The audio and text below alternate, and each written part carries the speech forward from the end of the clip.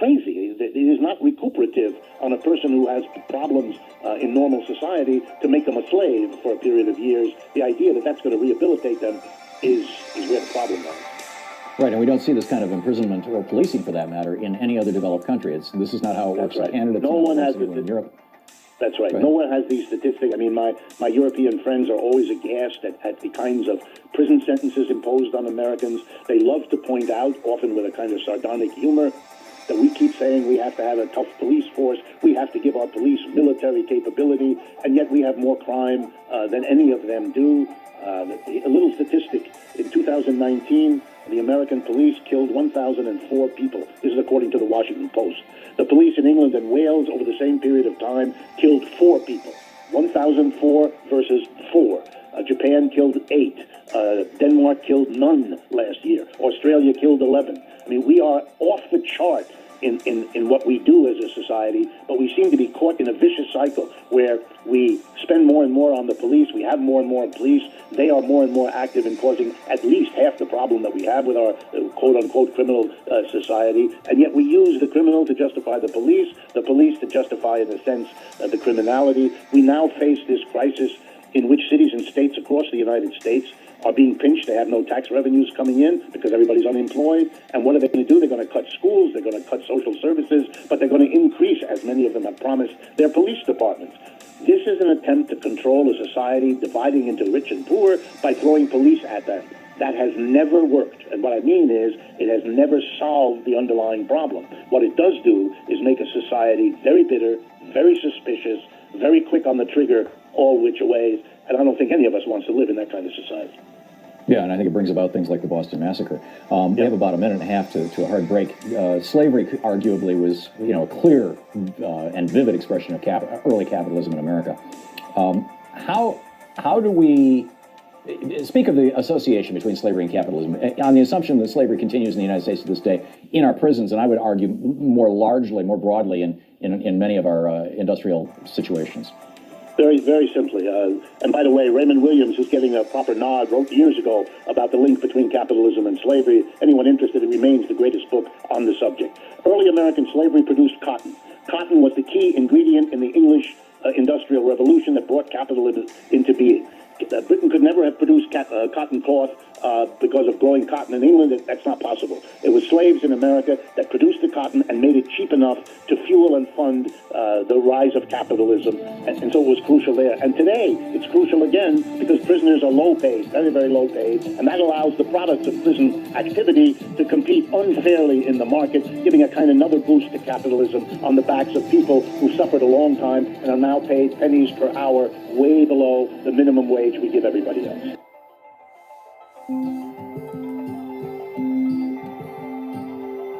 In the UK, we had a very old Victorian... Believe it or not, CNN did some decent investigative journalism for this next story.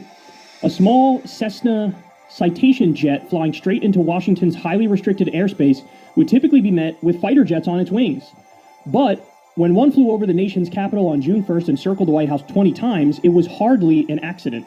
The plane was only one of several aircraft, both piloted and unpiloted, that CNN has been able to track flying over protests in Washington, Minneapolis, and Las Vegas. Government watchdogs fear the planes were used to track protesters and perhaps capture cell phone data.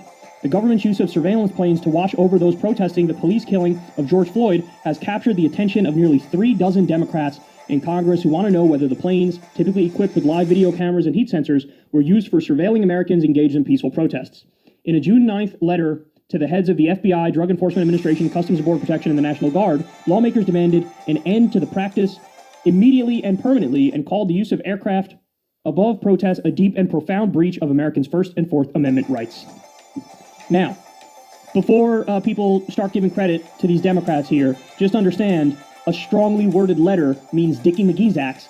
In fact, the Democrats helped give Donald Trump more spying powers. They keep reauthorizing the Patriot Act, which also, just so everybody understands, proves how they know their own stuff about Russiagate was BS. Because they claim that Trump is a Manchurian candidate, he's a puppet of Vladimir Putin, and then they repeatedly vote to give him increased spying powers. If he's Vladimir Putin's puppet, wouldn't you say no more spying at all? And they give him more money in the military budget than he even asks for. So they give him a bigger military budget and more spying powers, and they say, oh my God, he's a Manchurian candidate doing Vladimir Putin's bidding. You don't believe that. I know you don't believe that. I know you don't believe that. So a strongly worded letter doesn't mean anything. But let's reflect on what the government is doing here. Now, I'll go a step further. There is no question. If you have a small plane flying in the most restricted airspace in the world and there's no fighter jets around it, that means it's accepted and it's allowed to be there. It's only allowed to be there. The only thing that would make sense, if it flew around 20 times in the same area, the only thing that would make sense is it is spying. That's what it's doing. Now, under our Constitution, the government really is not allowed to spy on peaceful protesters. We have a right to peacefully protest. That's in the First Amendment. And we have a protection from unreasonable search and seizure as well. That's the Fourth Amendment. So, crystal clear, you cannot spy on peaceful protesters who are doing the most American thing imaginable, which is having their voices heard. You cannot do it, but they're doing it. And listen, this gets into a bigger conversation about the CIA, about the FBI, and about how these organizations have always done things that are objectionable, illegal, unconstitutional, and unacceptable, but as part of the culture in Washington, D.C., and to them, it's nothing. It's just another random Tuesday. And I mean, listen, our intelligence agencies sent a letter to Martin Luther King saying, we know you've been cheating on your wife, you should probably kill yourself. They tried to catch Malcolm X cheating, but Malcolm X wasn't cheating. You know, the CIA obviously has done assassinations throughout their history, and probably still to this day. Any third world governments that are acting up, that are not falling in line and being our good little corporate puppets, they take action. So domestically, they do the same thing. If they think anybody is threatening their power, their control, their authority, if people are challenging the status quo too much, they come after you. Listen, they admitted it. What was it? There was a clip that came out. I think one of them went on Tucker Carlson's show like 2 years ago. And he said, yeah, one of the things that we're supposed to do as part of U.S. intelligence agencies is undermine left-wing movements. Undermine left-wing movements. So that's what they're doing. They're getting all the information on these people protesting. They'll add them to some sort of unconstitutional U.S. watch list, government watch list. They'll equate them with, terrorists like Al-Qaeda or what have you. Antifa. And they'll just say, hey, no, we have to do this because these are all Antifa terrorists. They'll come up with some BS rationalization like that. And it doesn't matter that you're peaceful. You've already been lumped in with the bad guys. So this is the way our system works. Your government's not protecting you. Your government's not. They don't care about you. They view you as an enemy to be spied on, to be stalked. They view you as somebody who threatens their power and their control in the status quo. So they will try to make your life a living hell if it comes to it. Just like they did with Malcolm X, just like they did with Martin Luther King. They have no real sympathy, and they have no real ideology other than rank authoritarianism and preventing progress. They think left-wing movements threaten the status quo, and they're right about that. But, left-wing movements are also correct in the sense that they were correct when it came to Civil Rights Act and the Voting Rights Act. They're correct now in fighting for police reform. Any movement towards ending war. These are other kinds of protesters that they've spied on and they will continue to spy on. I'm telling you, you're viewed equal to a terrorist if you're an anti-war protester, if you're a Black Lives Matter protester. Just so everybody understands, we learned recently that the government has, was it the FBI? I think it was the FBI. They had a whole sub-agency that was looking into black identity extremists. So this is what's happening. They don't care about the First Amendment. They don't care about the Fourth Amendment. They don't care about protecting freedom, liberty, and justice. They'll take away your freedom in a second, and they'll spy on peaceful protesters, and if need be, if they think they have to, they'll make your life a living hell, simply because you're standing up to have your voice heard and you're trying to fix the system. This is what your government is doing. This is what they're doing. So you should not trust them at all when it comes to waging war. You should not trust them at all when it comes to cracking down on protesters, because absolute power corrupts absolutely. It's the old saying. And they have the power, they have the control, and they will do everything they can to hang on to it and to maintain the status quo. And you are their enemy. Even if you're just simply calling to improve the system, you are their enemy. And they couldn't make it more clear, and now I would consider this proven, that they're spying on peaceful protesters, and they will have you on some sort of list, and that Orwellian future that we often talk about, it's already here. By the Black Eagle, like the Habsburgs and the Catholic Church and the Holy Roman Empire. I'm going to be doing another video analyzing some of the names in the Jeffrey Epstein Black Book list. It's very, very interesting to say the least. Like this Black Book, you got the leaders of the world, Tony Blair, Roman Catholic, former Prime Minister, Great Britain's in this list. Andrew Cuomo, the current Jesuit-trained governor of New York, is in this list. And, like that's just the tip of the iceberg. There's the world's royalty. I'm going to show you here. There's more Jesuit Catholic connections to the Epstein list. Some of the names I've already covered. Vatican Papal Knights, Conrad Black is on the Epstein list. Papist Rosa Monckton, British aristocrat, is on the Black Book list. Marie Hasburg from the devout Roman Catholic Hasburg nobility family is on the Black Book list. That's Marie Hasburg. But to start, some more connections I want to highlight that I haven't brought up. This is a really interesting one here. You see here, I'm going to zoom in. This is on page 69 of Epstein's Black Book. He has the name here, Prince Bandar. Prince Bandar is a Saudi Arabian prince who's actually the United States, or Saudi Arabian ambassador to the United States during 9/11. He was the Saudi Arabian ambassador to the United States from 1983 to 2005. And then Prince Bandar from 2005 to 2015 served as Secretary General of the National Security Council of Saudi Arabia. And he was director of the Saudi Intelligence Agency, the GIP, from 2012 to 2014. And then in 2014, he was appointed King Abdullah. And I'm going to show you this Saudi king, King Abdullah, that you can see him on the screen here, was actually knighted into the Catholic Order of the Golden Fleece as a Muslim king. You see here, Prince Bandar was appointed King Abdullah's special envoy, which lasted until January 2015. You see here, Prince Bandar is on the Jeffrey Epstein list here, former Saudi ambassador to the U.S., Secretary General of the Saudi National Security Council, head of Saudi intelligence. You can see his name right here, Prince Bandar. It's on the Epstein list. It looks like under here he says Cass Elliot. Not sure if it says C. Cass Elliot or SOC. Cass Elliot. But you see, Epstein has Prince Bandar listed in his list of contacts, his Black Book. And what's really interesting about Prince Bandar is I've covered this on a previous video. I think I've read this quote. This is from Craig Unger's book, House of Bush, House of Saud from 2004. But Prince Bandar actually laundered $10 million directly to a Vatican bank through William Casey, the head of the CIA, who was a Knight of Malta and trained by the Jesuits at Fordham. William Casey was also the chairman of the Export-Import Bank.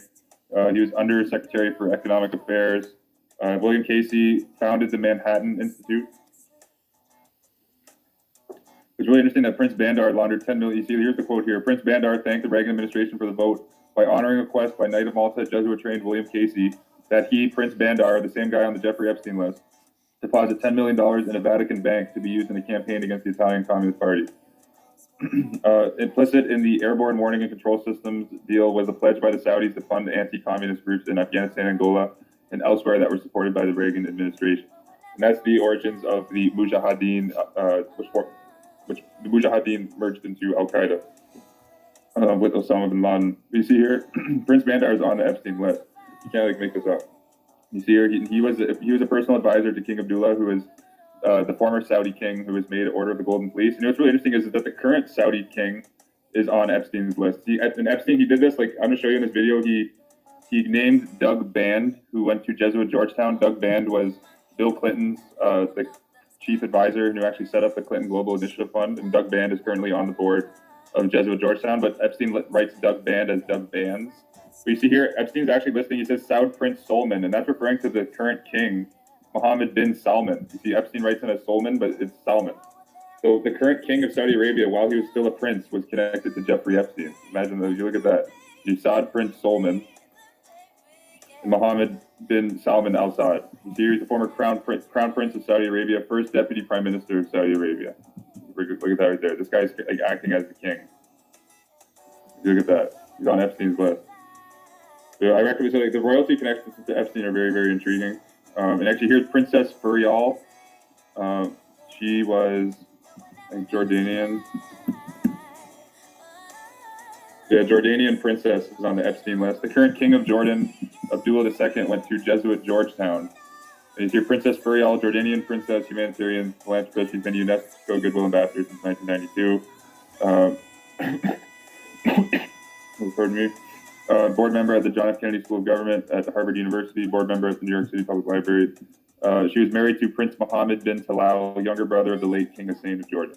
Here, Princess Furial is in the Jordanian royal family, and she's on the Epstein list. She attended Birzeit College, looks like,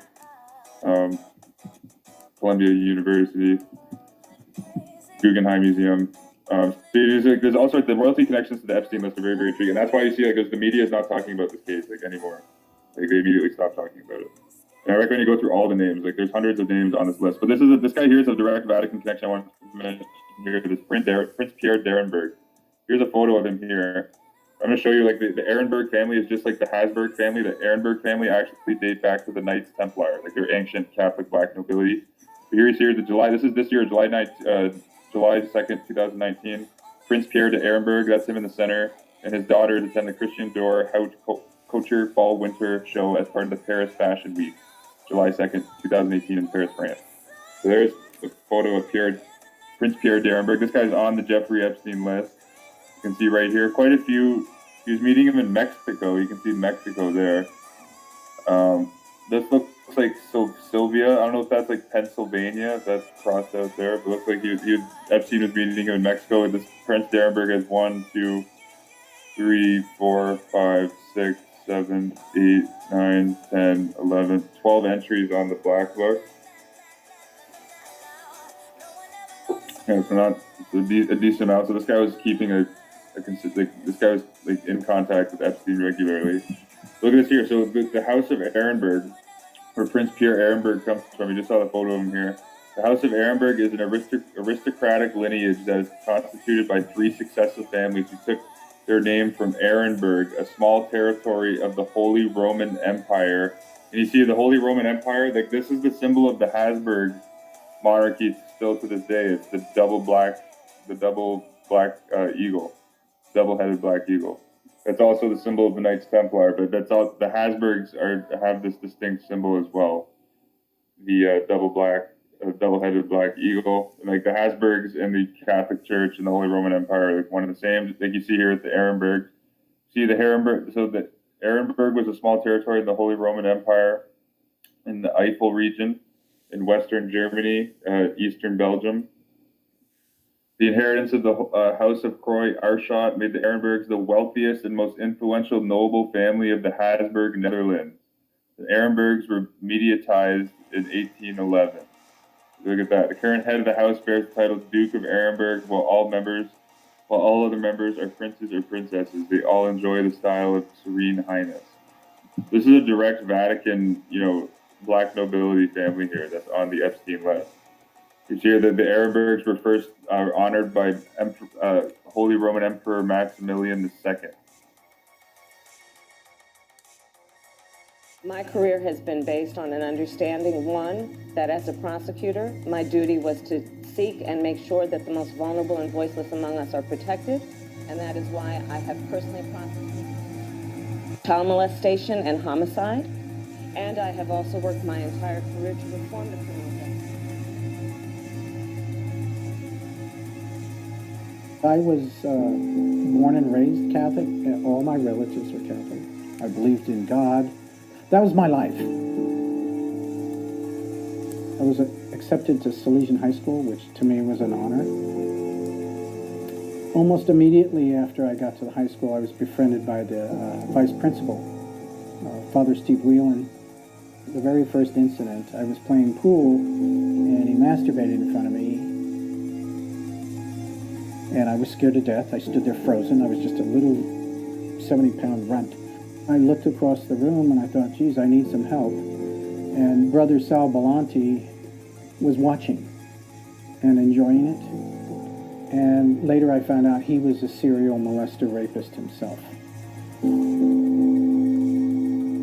When you got out of the PE to go into the showers, he would watch me.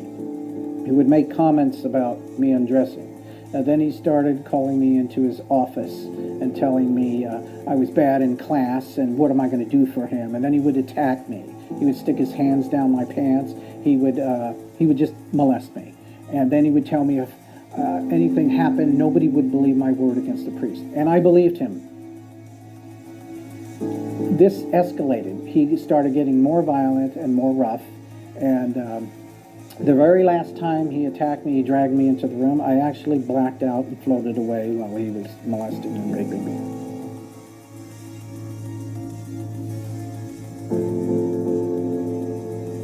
I just gave up on Catholicism. I gave up on God. I lost all sense of spirituality.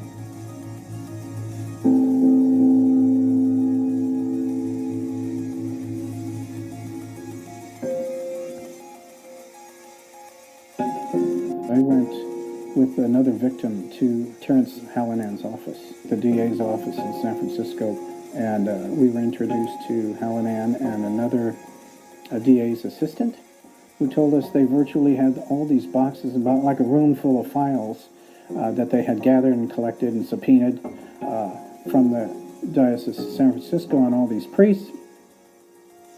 Bishop Levada at that time was the highest ranking bishop in the United States. Then he became cardinal. So this was the top guy. This was the kingpin in the United States. And we had a champion here that was going to go after him. We thought, well, this is going to go somewhere. These guys are going to be punished. They're going to be held accountable. They're going to be prosecuted. 38-year-old Kamala Harris came out of nowhere and was swept into office as San Francisco's district attorney. In 2004, Kamala Harris was elected. Everything just went down the tubes. I started out by writing a letter asking for some help or some accessibility to the file. I didn't get any response. So then we made posters and started putting them all over the city, and we got no response. Several media members were also asking for files and stuff, and they were getting nothing.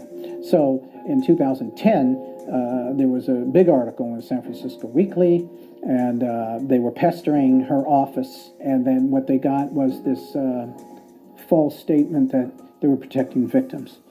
It's just a flat-out insult. She could have redacted the names, blacked out the names and left them out.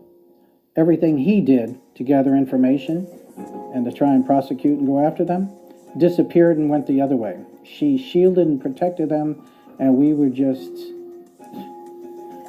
floored at what happened. We also want to make sure that when a woman is raped, a child is molested, one human being is killed by another human being, we also want to make sure there's going to be consequence, and serious consequence for those crimes. Her participation in going after clergy or predators of the Catholic Church or bishops who had enabled these people was less than zero.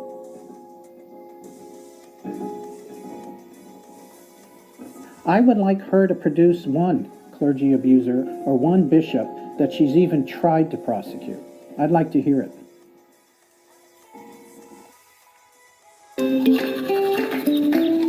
Make sure you...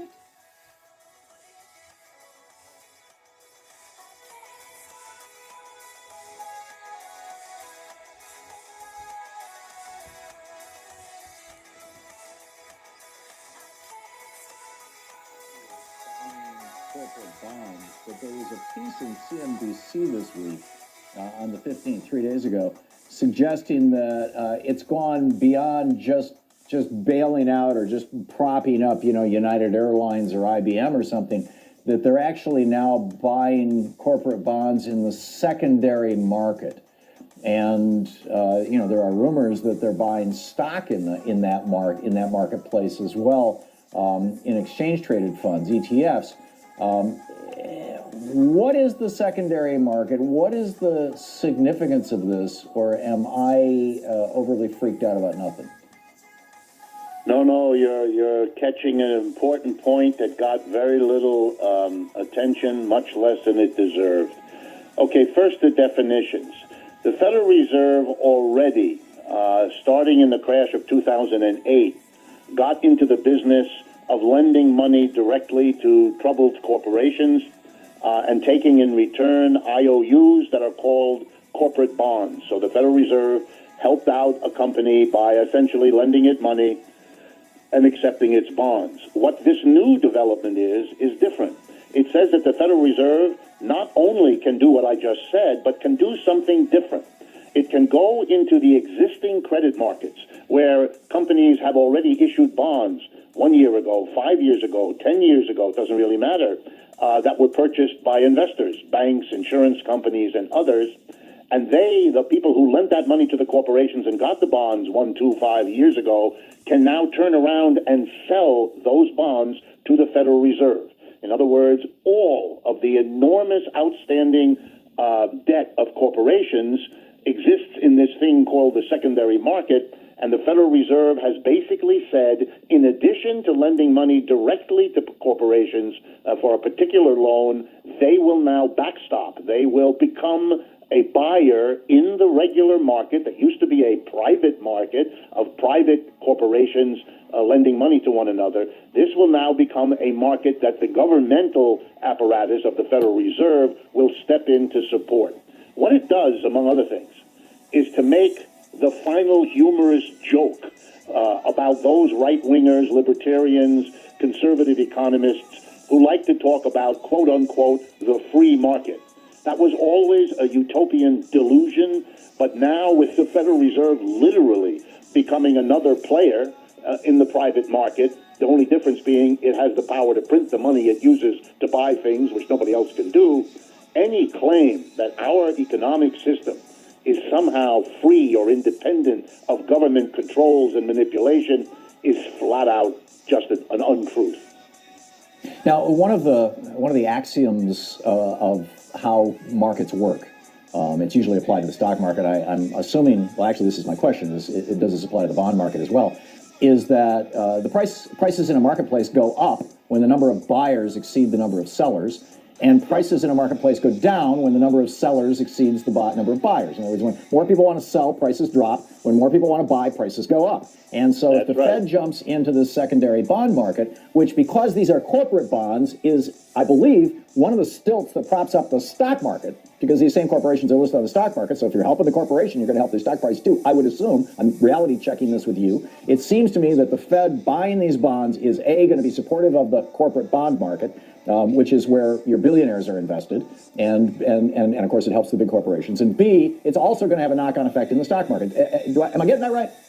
Absolutely. In fact, it is as bald as you want. No one can control whether the company, for example, I'll just pick one, General Motors, it issues a bond, it sells it to a bank, very typical. The bank now resells it to the Federal Reserve. The money that the General Motors borrowed, the General Motors can now use, for example, to buy its own shares in the stock market, which the executives are always incentivized to do because many of them have a contract that governs their salary and bonuses depending on how well their stock goes. So look at them now. They'll be in a position to borrow money, knowing that every bank and insurance companies will be happy to lend to them because those banks and insurance companies can turn around and resell the bond to the Federal Reserve now that it's in there, and the gleeful General Motors borrow up the wazoo in order then to buy shares of stock. So absolutely, credit markets, we say in economics, are interconnected. If the government comes in and supports and boosts one of them, it will spill over to the others. It's only a question of a little bit of time to take to work out the mechanisms, but the spillover always happens. So, economists, and I mean, typically this has been a Republican talking point. Government shouldn't be involved in marketplaces, right? Right. Obviously, Republicans no longer believe in anything. In fact, we'll be talking to Steve Bannon about that in the next hour. But is this something that is amenable? I mean, A, is this sustainable? And B, if it's not sustainable, how do we respond to this? I mean, is legislation necessary? Do we need to reverse Reagan's 1980s policy of allowing corporations to buy back their stock, to jack their stock prices? It seems like it's not just limited to that. Do we need to put further restraints on the Fed? How do we deal with this? Or what kind of threat does this represent? Or both? I'm afraid at this point you really can't. It's too late. You've made the whole economic structure of the United States dependent on government support. We saw that in 2018 when the Fed decided it was time, having pumped so much money into the economy, to let interest rates rise.